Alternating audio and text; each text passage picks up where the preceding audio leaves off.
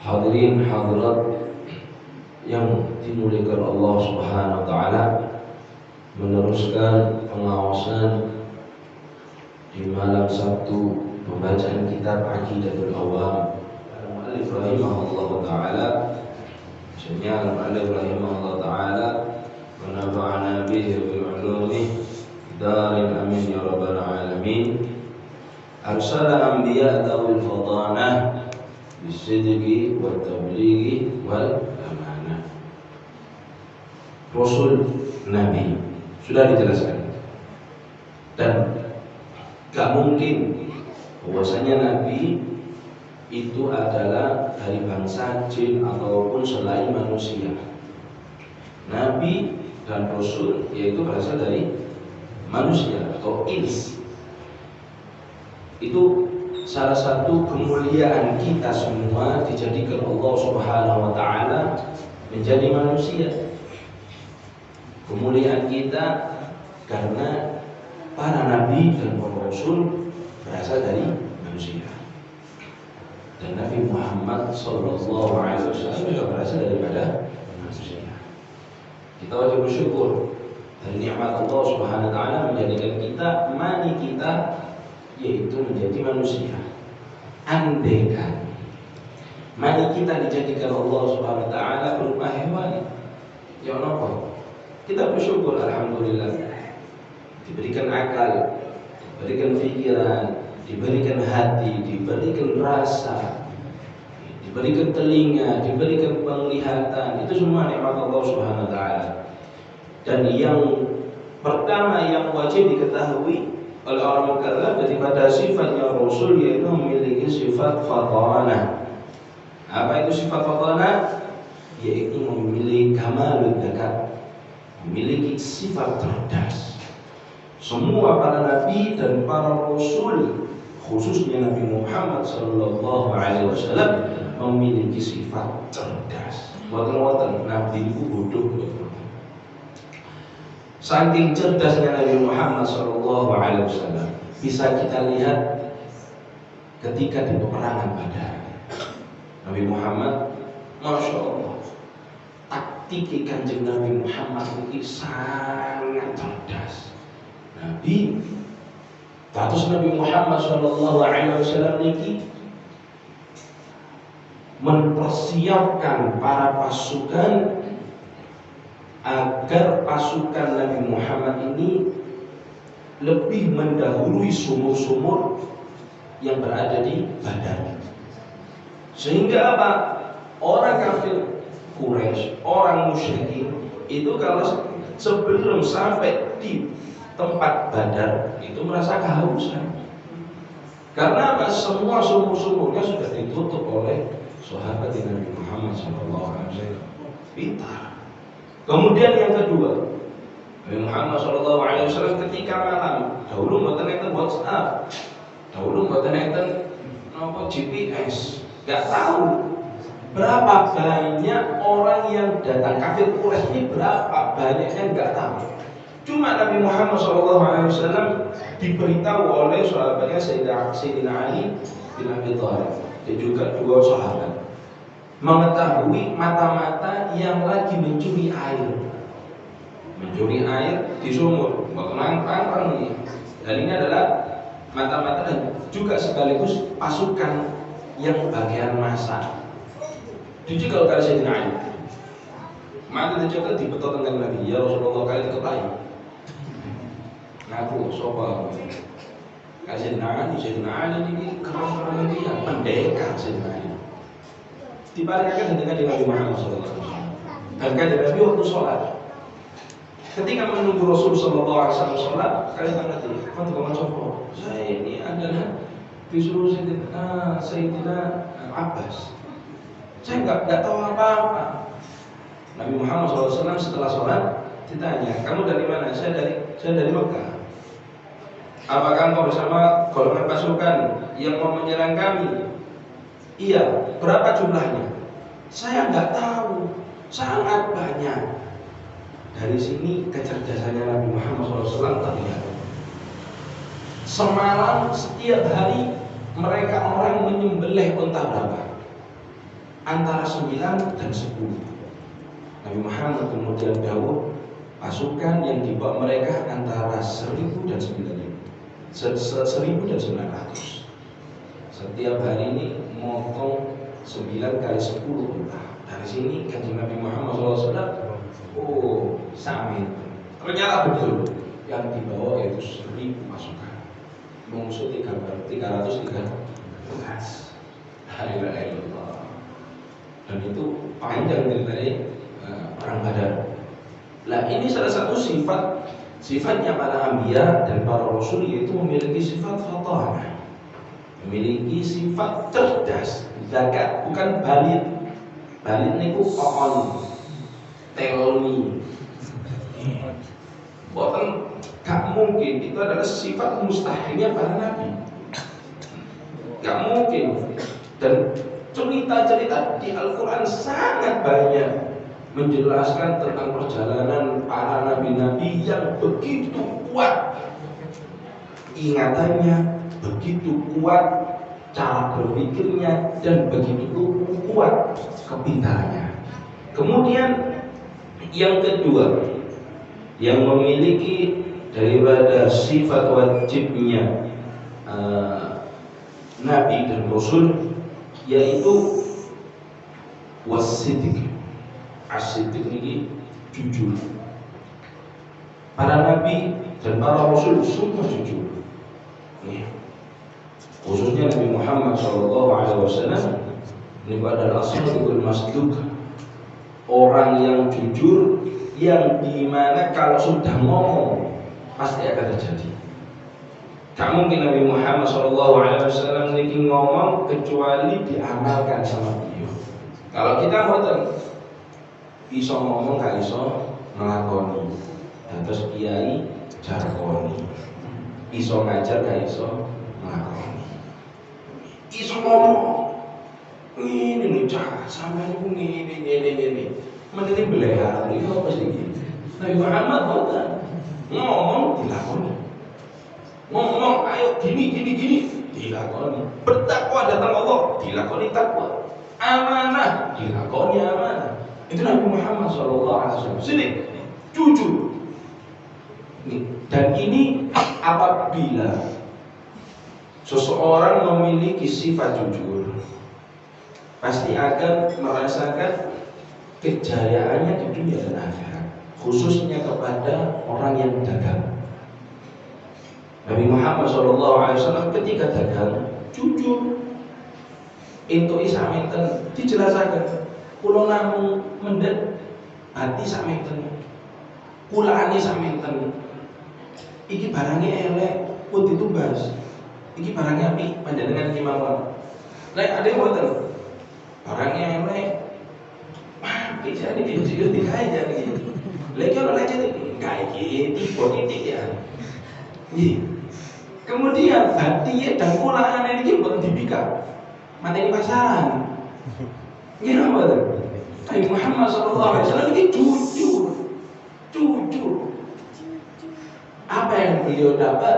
Kebahagiaan dunia dan akhirat. Mendapat yang pertama, istri Sayyidah Khadijatul Kubra.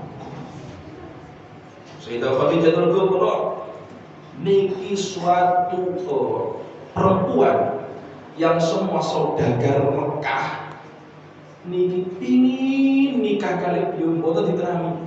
Paling sugi ini wong sak Mekah, paling ayu ini wong sak Mekah. Sayyidah Khadijatul Kubra. Siapa yang ingin nikah Sayyidah Khadijatul Kubra? Sanes Kanjeng Nabi. Mulia Kanjeng Nabi Muhammad SAW. Lalu boten milih, dipilih ayu. Boten Kanjeng Nabi kepingin dengan yang sudah dibicarakan oleh budaknya Maisarah. Kejadian-kejadian yang sudah terjadi ketika Maisarah bersama Nabi Muhammad SAW dagang di negeri Syam.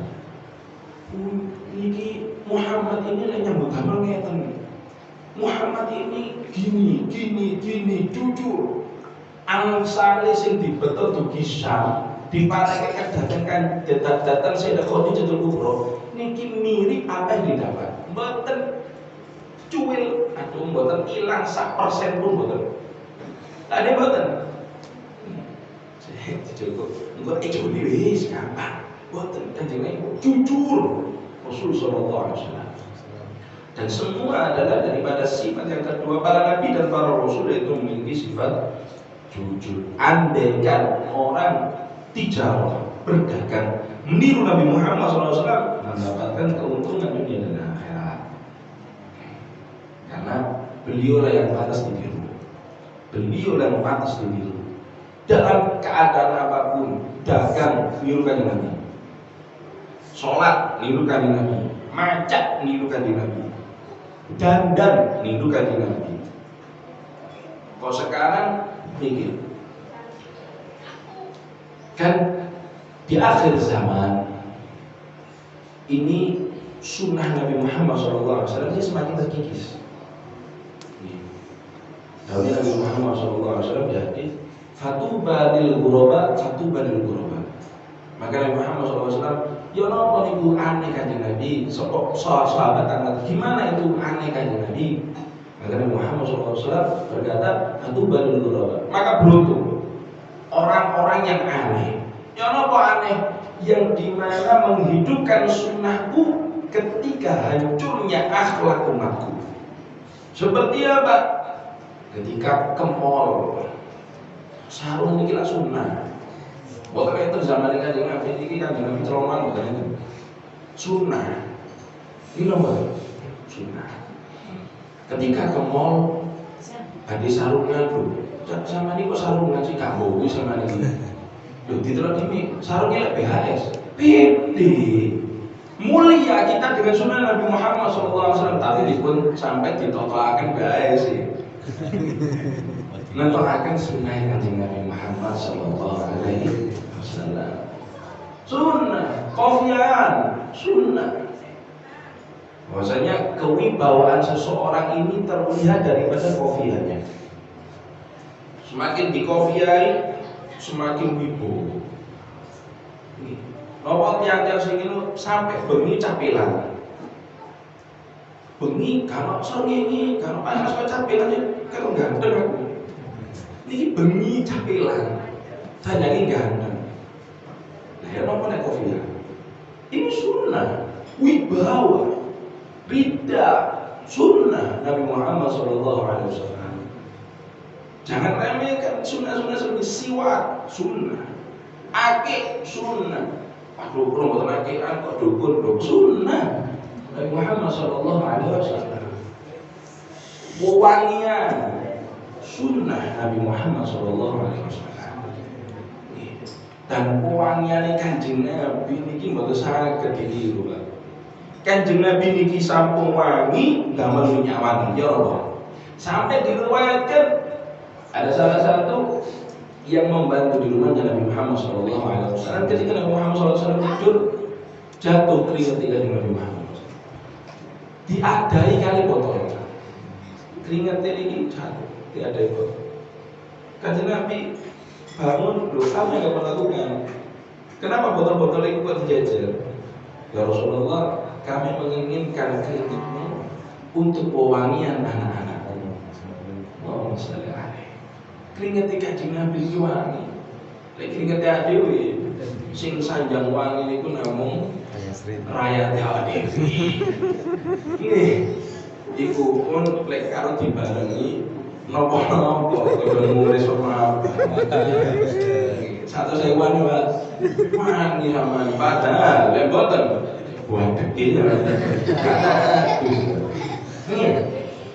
Ini adalah Nabi Muhammad SAW. Beliau wangi memakai minyak wangi. Terus beliau niki kalau Masya Allah indah. Beliau niki memakai wangian ketika habis siram. Bersisir Nabi Muhammad SAW. Sisiran itu sunnah Pak. Semua sing indah niku bersandar kepada Nabi Muhammad SAW. Sisiran indah. Botol saya kodok. Nomornya rambutnya mengingatkan yang benar. Di pihak tengah Nabi Muhammad SAW. Setelah di pihak tengah disiram kali minyak wangi safal. sampai diriwayat itu menetes ten jenggot Kanjeng Nabi Muhammad SAW. Diratakan kali Kanjeng Nabi Muhammad SAW. Wangi Rasul sallallahu alaihi wasallam memakai wangi underwood. Minyak wangi ini Kanjeng Nabi Muhammad SAW. Mulia Nabi Muhammad SAW. Maka gak ada seseorang yang mengikuti Nabi Muhammad itu boten mulia ini, gak ada. Semua yang bersifat mengikuti Nabi Muhammad, meniru akhlak Nabi Muhammad, niru pacaan Kanjeng Nabi Muhammad, niku mulia. Sajangi Imam Syafi'i, uhibbu sholihin wa lastu minhum. Aku ini cinta kepada orang soleh walaupun aku bukan orang soleh. Niki Imam Syafi'i. Sanes Pak Syafi'i, Pak. Imam Syafi'i, imam madhab kita. Gimana bukan soleh Imam Syafi'i? Aku ini cinta kepada orang soleh walaupun aku bukan orang soleh. Uhibbu sholihin wa lastu minhum. Itu mengajarkan apa? Kalau kita memang gak bisa seperti beliau-beliau, cinta saja. Kalau ditambah mengikuti pakaian gaya beliau, insya Allah mirip seperti beliau. Tapi juga harus tahu diri. Jangan sampai kita kita tidak mempunyai ilmu. Kita bukan daripada fan atau bidangnya ilmu atau bidangnya ngajar atau bidangnya muhadharah atau membeli ceramah, kemudian ngikut sunnah Nabi Muhammad, damel sorban, damel jubah, sunnah Nabi ngomong akhirnya di mimbar, tambah keliru kabeh, dolur mudilur, sesat menyesatkan. Nah, ini kita mbak, saat ini banyak. Untuk apa? Untuk cuma menghasilkan uang, ben dipandang tiang, mendapat kedudukan, mendapat pujian. Ini adalah tipu daya syaitan. Nih, Nabi Muhammad SAW, ikuti Nabi Muhammad SAW. As-siddiq wa sadaqallahu wa rasuluh. Misalnya Allah Subhanahu wa taala telah berfirman, kejujuran. Nih, kejujuran itu Allah Subhanahu wa taala mengatakan kejujuran itu berada di pada Rasul-Rasulnya, utusan-utusan Allah Subhanahu wa ta'ala. Allah Ta'ala wa sadaqal mursalun. Maksudnya utusan-utusan Allah itu adalah orang yang paling jujur. Kalau nanti bohong, maka mustahil, gak bisa diterima dengan akal seseorang apabila para nabi dan rasul ini adalah memiliki sifat bohong. As-siddiq Wadhkur fil kitab Ismail. Maksudnya Allah Subhanahu wa taala telah berfirman, wadhkur fil kitab Ismail, dan ingatlah fil kitab Ismail, dalam kitab Allah Subhanahu wa taala tentang Nabi Ismail. Innahu kana shadiqal wa'di wa kana rasulan nabiyya. Sungguhnya Nabi Ismail itu adalah nabi yang jujur atas janji. Jadi ini orang yang janji niku wajib ditepati. Janji kalau nggak wajib ditepati, wajib kita membayar kafarah. Salah satunya kalau janji, aku ini, kemudian nggak nempati. Salah satunya yaitu puasa 3 hari, membayar kafarah. Wajib. Jangan obral janji. Kalau nggak bisa jangan janji. Bilang insya Allah. Apabila Allah menghendaki, tak lakoni, tak temoni. Nggak tahu kita. Besok mati, besok enten kegiatan apa? Saudara, insya Allah kalau ada waktu luang kami datang. Jangan obral janji. Tapi Nabi Muhammad SAW dan para Rasul dan para Nabi, apabila sudah ngomong janji, pasti akan jujur, pasti akan menepati. Maka Rasul dan Nabi, bahwasanya Nabi Ismail adalah Rasul, utusan dan juga Nabi. Wali'anam law jaza' alaihim kadhib, ilzimami kadhib fi khabari ta'ala wa muhal. kalau semuanya dipikir, apabila para nabi dan para rasul ini diperbolehkan untuk bohong, mereka pasti akan membuat apa yang sudah diturunkan oleh Allah Subhanahu wa taala itu berupa ayat-ayat, mengada-ngada. Nah, semua Al-Qur'an ini datangnya dari Nabi Muhammad SAW. Perintah Allah Subhanahu wa taala. Kalau andaikan para nabi ini bohong, gimana Al-Qur'an? Beda lagi dengan Injil, Taurat dan semua yang bisa dirubah-rubah sekarang. Itu semua cuma Al-Quran yang gak bisa dirubah. Andaikan Al-Quran kurang pun satu ayat, itu sudah ketahuan. Ini bukti Allah Subhanahu wa taala sangat menjaga Al-Qur'anul Karim. Tinggal kita, apakah menjaga Al-Quran? Apakah menjaga membaca ayat Al-Quran di hari-hari kita? Enggak banyak-banyak, yang penting istiqomah. Satu hari santri, walaupun gak lancar, betul apa? Yang penting membaca Al-Quran. Waduh, yang penting sholat 5 waktu pun. Wong sholat itu gak ada Al-Quran kok. Kenapa suratul Fatihah? Syarat wajibnya rukun di sholat yaitu membaca surat Fatihah. Kalau bukan baca surat Fatihah, bukan sah sholatnya. Di dalam surat Fatihah terdapat doa yang selalu kita sebut, yaitu apa? Minta kita ihdinas siratal mustaqim. Tunjukkanlah aku ya Allah kepada jalan yang dimana lurus, yang ada di dunia dan akhirat. Minta ihdinas siratal mustaqim, ihdinas siratal mustaqim. Dan suratul Fatihah adalah ummul Quran, adalah ibu daripada Al-Quran. Rahasia Al-Quran semua berada di suratul Fatihah. Rahasia suratul Fatihah berada di Bismillahirrahmanirrahim. Rahasia Bismillahirrahmanirrahim berada di huruf ba. Rahasianya apa? Berada di titiknya.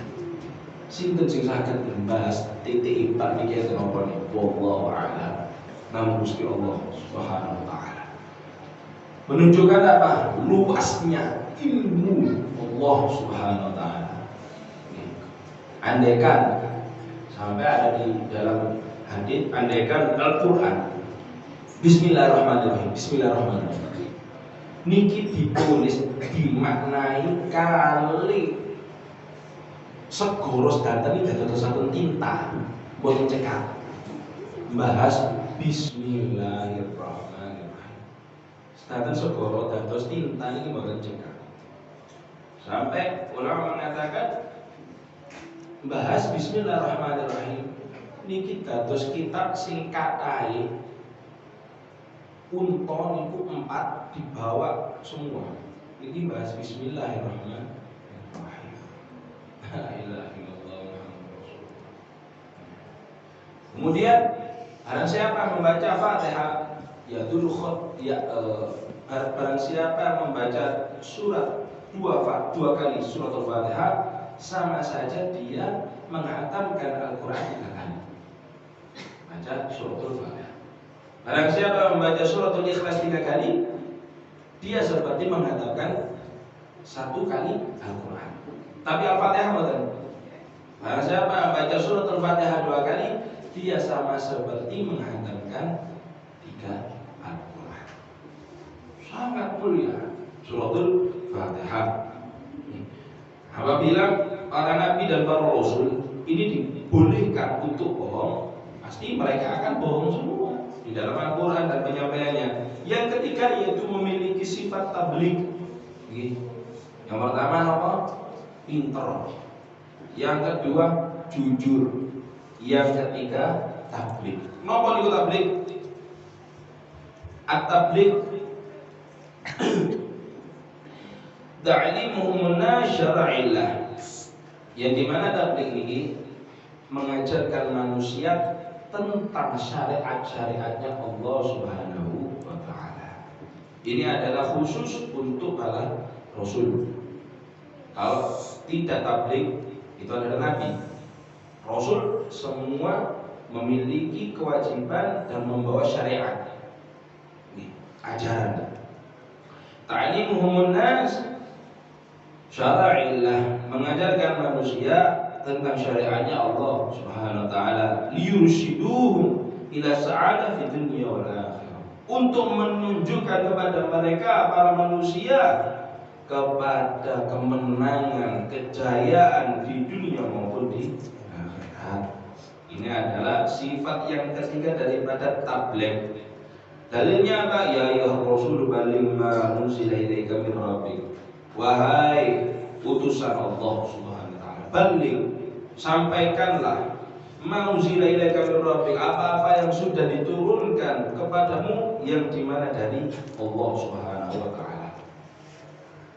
Ballighu anni walau ayat, sampaikan dariku walaupun cuma satu ayat. Sampaikan, semua kita bisa kok. Di sosial media kita, ayo niat dakwah. Yang dakwah ini niatnya ani dari Nabi Muhammad SAW. Ballighu anni walau ayat, walaupun satu ayat, ngajak, nulis sosial media, WhatsApp status, kata-kata yang dimana bermanfaat ke orang lain. Jangan lihat pinter, yang like pinter, yang nge-share pinter, jangan. Nah, kalau semuanya, waduh, ini buat konten seperti ini YouTube, jangan lihat yang melihat ilmu pinter, yang subscribe pinter, yang nge-like pinter, yang nge-share pinter, jangan. Dari situ timbul nanti syaitan ini pinter. Jangan gak ngurus didelok pinter, yang penting kita mampu untuk membantu Nabi Muhammad SAW. Urusan diterima apa diterima, tawakal Allah. Tawakal dipasrahkan dengan Allah Subhanahu wa taala. Balligh, mempunyai sifat tabligh, menyampaikan sesuatu kepada manusia. Wa illam taf'al fama ballaghta risalata. Andaikan para rasul-rasul ini tidak menyampaikan semua risalah yang datang dari Allah Subhanahu wa taala, kemudian siapa sih berarti nyampe? Karena Nabi Muhammad SAW ketika diutus oleh Allah Subhanahu wa taala untuk menyampaikan agama ini, memang cobaan banyak, sangat banyak. Ketika di Mekah, yo nopo mawon. Ketika di Madinah, yo nopo mawon. Sangat banyak. Tapi beliau tetap sabar dan istiqomah karena memegang perintah Allah Subhanahu wa taala. Wa qulu ta'ala rusulan mubasysyiran mundhirin la yakuna lil-insani 'ala hujjatan ba'da rusul wal yatimmu tabsyir wal inzar illa bitabligh. Dan tidak akan sempurna pemberi kabar gembira, kemudian peringatan tentang adabnya Allah, atas kenikmatannya Allah yang berupa surga, atas adabnya Allah yang berupa neraka, tidak akan sempurna kecuali dengan tabligh, kecuali dengan menyampaikan apa yang beliau dapat dari Allah Subhanahu wa taala. Dari bentuk tabligh maksudnya meneng-menengan, enggak ada ilmu pinter singitan. Dahulu Nabi Muhammad SAW, man katama ilman aljamahullahu nar yaumul qiyamah. Barang siapa yang menyembunyikan ilmu, dia mempunyai ilmu disembunyikan. Cak, kula tadi panjenengan ajar, aku ini gak iso, aku ini aku yang bodoh, padahal tiang ini pinter. Boten purun bagiaken ilmu. Napa balasane? Aljamahullah nar yaumul qiyamah. Gusti Allah niki bakalan mangke teng kiamat kados tiyang-tiyang ngoten niku. Semak cikal. Cikal niku geni. Ngeten niki diparingi geni. Dituarek niki. Niki balasan orang yang menyembunyikan ilmu. Kalau punya ilmu, ayo ajari. Seorang bapak mempunyai ilmu, ajarkan ke anaknya. Mantun ngaos, ajarkan. Oh iki, mari ngaji ini mantun yang niki. Ajarkan sholat. Kalau nggak bisa, titipkan ke TPQ. Kalau sudah berlanjut, TPQ sudah bisa pondokkan. Gak mungkin rugi dunia akhirat selamat yang itu santri. Kalau kasih iling guru kalau sampai jangan tahu. Gak mungkin uang iku hina selagi dia ini santri. Tidak mungkin orang itu hina dunia dan akhirat selagi dia itu santri. Santri ini apa? Nuntut ilmu. Sing penting di ngarepe dampar gak mungkin kekurangan. Maksudnya ngarepe dampar apa? Mboniku ngajar, mboniku ngaji. Gak mungkin kekurangan uripin dunia akhirat. Niki lho santri. Santri-santri kata sampeyan Masya Allah. Semua sudah ditanggung oleh Allah Subhanahu wa taala. Sampai ikan-ikan pun yang berada di lautan meminta istighfar bagi orang penuntut ilmu. Sak lautan dunia ini sama pinten wae. Aku sama ngaji ini wae. Ini adalah kemuliaan seorang mencari ilmu. Setiap langkahnya dari rumah dihitung ibadah. Setiap langkahnya panjenengan dugi griya bareng iki dihitung ibadah oleh Allah Subhanahu wa taala. Para rasul memiliki sifat yang wajib yaitu tabligh. Harus menyampaikan sesuatu yang sudah datang dari Allah Subhanahu wa taala. Yang keempat yaitu al-amanah. Amanah saged diamanati. Lawan kata amanah nopo? Khianat. Buat saged dipercaya.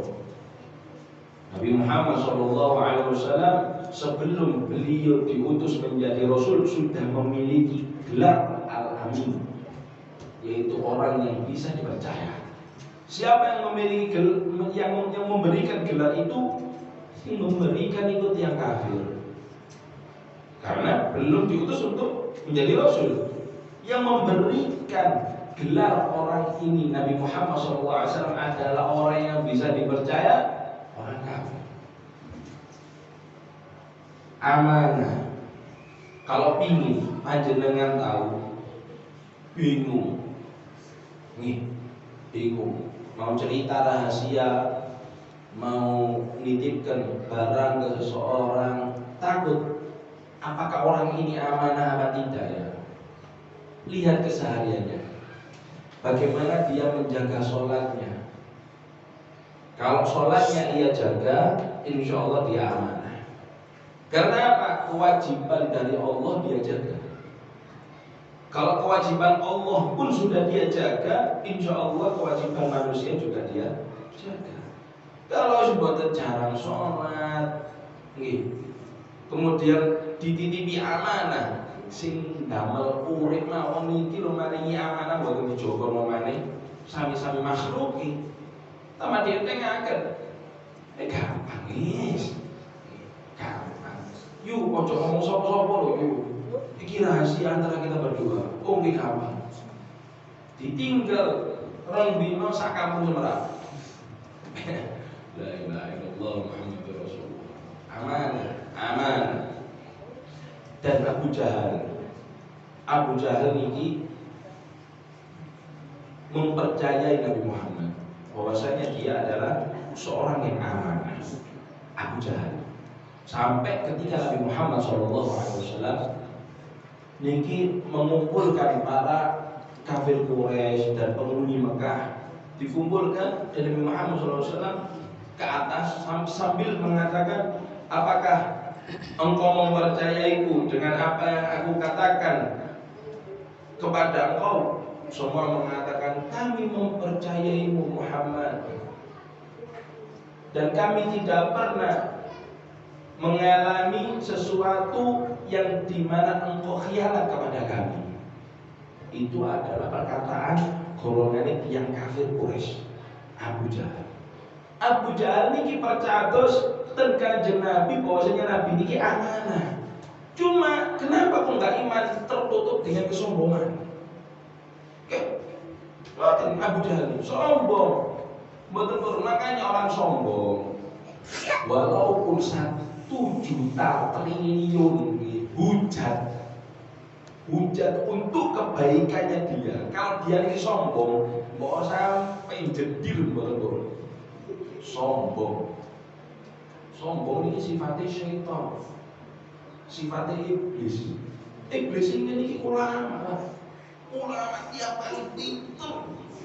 Iblis manggone tempuri tensuruh ketika diciptakan Adam dikaitkan kali Allah SWT untuk sujud boten ngurus. Sanjangin apa? Khalaqtani min nar wa khalaqtahu min tin. Aku iki diciptakno teko geni, Adam teko lempung. Kok aku kon sujud? Sombong. Napa sanjang Gusti Allah? Fakhruj fa innaka rajim. Metu wae teko surga. Sungguhnya engkau ada terkutuk.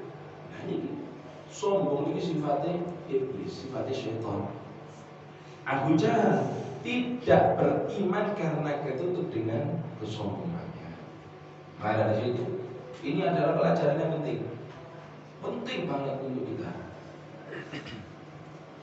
Dari para anbiya, daripada sifat-sifat yang sudah dijelaskan di kitab ini, yaitu tentang amanah, jujur, kemudian bisa dipegang perkataannya, diamanati, bukan khianat. Ini penting.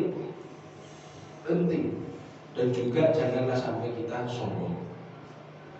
Karena di dalam Nabi Muhammad SAW, la yadkhulul jannah, tidak akan mungkin orang itu masuk surga ya Allah Subhanahu wa taala apabila di dalam hatinya terdapat rasa sombong walaupun sebiji sawi. Sabiji sawi enten rasa sombong.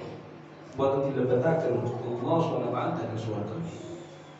Pun sombong. Jangan sombong apa adanya. Melakukan sesuatu karena Allah. Membantu sesuatu seseorang karena Allah. Damel pakaian karena Allah. Damel kofiah karena Allah. Hadir majelis ilmu, hadir majelis maulid karena Allah. Bukan karena sanjungan, bukan karena kesombongan. Karena kesombongan tidak akan menghasilkan apa-apa, cuma menghasilkan kepedihan. Bukti dan apa? Iblis itu sampai saat ini terkutuk, sampai naik saat ini terkutuk. Buah daripada sombong. Enten buah sombong ini. Kita rokok ini buah. La ilaha illallah Muhammadur Rasulullah. Amanah. Lawan kata daripada amanah yaitu khianat. Maka empat ini adalah sifat daripada Rasul dan para Nabi. Inilah Rasulun amin. Allah Subhanahu wa taala, innallaha la yuhibbul kha'inin. Gusti Allah Subhanahu wa taala tidak mencintai orang-orang yang khianat. Tidak mencintai Allah Subhanahu wa taala adalah orang-orang yang khianat. Wa li'annahum law khanu bi fi'li muharrimin aw makruh lan qalaba al-muharram makruh ta'atun fi haqqihi.